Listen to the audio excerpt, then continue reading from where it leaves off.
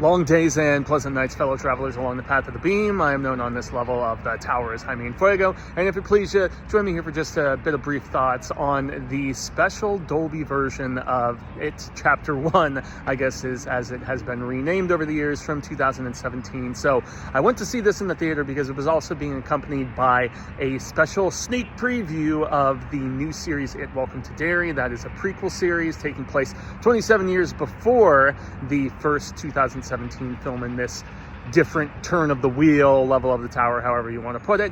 And so, yeah, taking place in 62. The interesting thing about the featurette, they just dropped a new trailer that myself and Cecil Laird on the Horror Show got the chance to review yesterday, but this gave a little bit more context about the fact that, yes, this is using the black spot as the inciting incident, which, you know, I pretty much presumed that was going to be the case, even though they had to alter the, you know, particular timing around a little bit with setting the 2017 film in 89. But all of that aside, I'm super stoked that it's going to be according to this featurette where they talked to Barbara and Andy Muschietti, who were behind the Chapter 1 and Chapter 2, and then they're also behind this television series, which is extremely exciting. Andy's actually directing some episodes, which is pretty dope. But, you know, I love the fact that they're kind of redeeming themselves a little bit with focusing on the Hanlon family in this, and also giving Dick Hallorann a bunch of love, man, expanding his role. He just has like a little cameo in the source material, you know, Hallorann being, you know, the dude who talks about the shine, you know, in The Shining with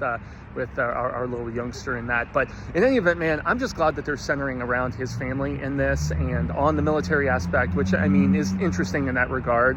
And also that horrendous incident at the black spot, because one of my biggest gripes about 2017, even though after rewatching it just now, it's still a little too CGI heavy for me at times, but it's so much more theatrical. You can see the budget on screen. It's gorgeous. I mean, there's like so many different bits in it that are iconic, whether it's the projector scene, they do the bevy with the drain so much better. I mean, just Sophia Lillis in general was one of the biggest upgrades from the original 1990 miniseries with Tim Curry.